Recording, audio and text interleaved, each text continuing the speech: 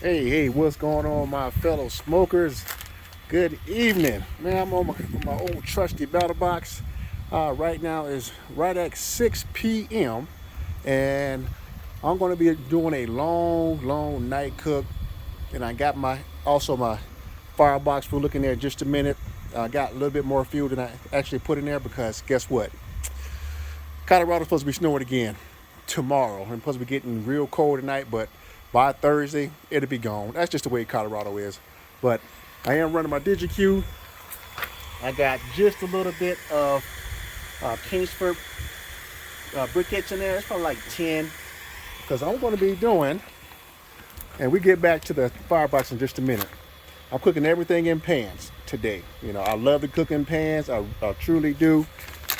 Sometimes I'm on the rack. Sometimes I'm on the pans. You know, to me, it all comes out the same way. But up top, right here, I'm doing. This is all going to be a Mexican theme that I'm doing. So I got pork butts up top. Man, I got some asada seasoning on here. You know, I'm just going to shred it up. We still going to make pulled pork out of it, but some I'm not going to put the vinegar sauce on it. But some of this I'm just going to use plain for sandwiches. And then right here, these two racks. Yes, beef shoulders, beef clods. I did a couple of videos before where I did some gyros, but today I'm doing barbacoa. Now, usually that's done with lamb and goat, but you can use beef too. And the seasonings that I'm not using any kind of wet material like the garlic, the chili pot, or chili pods is dry.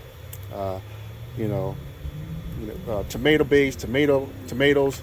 I'm using straight dry seasonings, you know. So I got cumin in here. So these are all dry seasoning infused in this clod because I'm going to be doing some barbacoas, a little bit different. Instead of putting on tacos, I'm going to be putting it on sandwiches. And the reason why I got them in pans because I want all that juice. Because when I shred them up, it's going back into those flavors to put on sandwiches instead of tacos. That's going to be really good, guys. So I got cumin, coriander.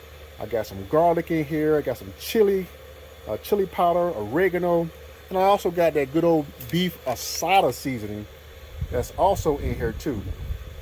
You know, so I got a little bit of, I think I got some onion powder. Yeah, onion powder. And it's been marinated for a couple hours.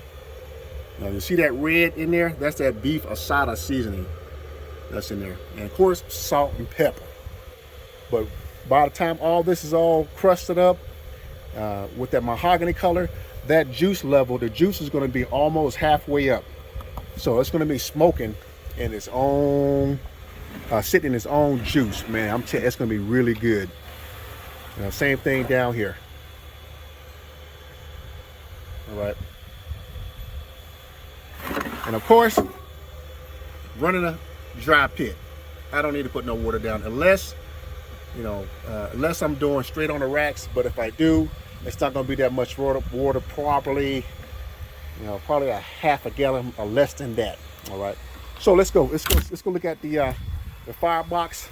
And I'm running post oak today. Calm down. Got my wires in there.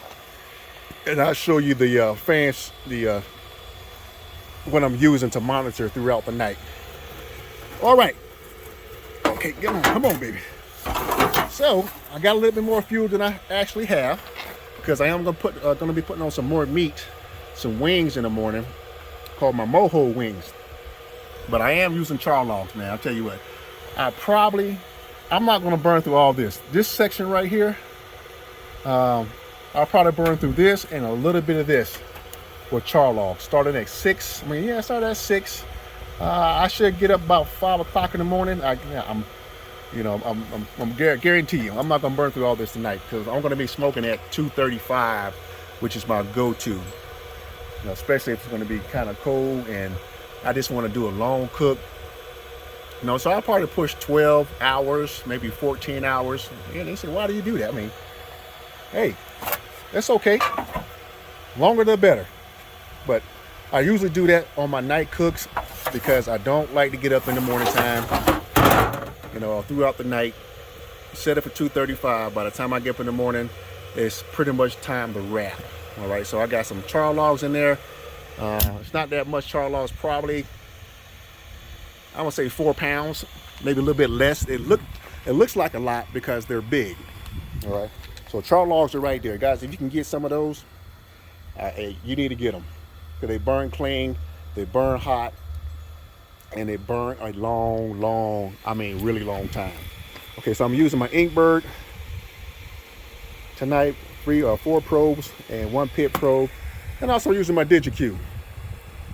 Do you really need a DigiQ? No, you don't. I don't even, sometimes I use it, sometimes I don't. But when I know it's going to be really cold, if I'm not going to be doing a long cook, and you want to be able to have a peace of mind, hey, use a fan system. You know, this DigiQ works fine. Now, so I got it set for 235. That's why I like to have my night cooks at 235. All right, and right down yonder, I got it set for number 2. Let's go to the second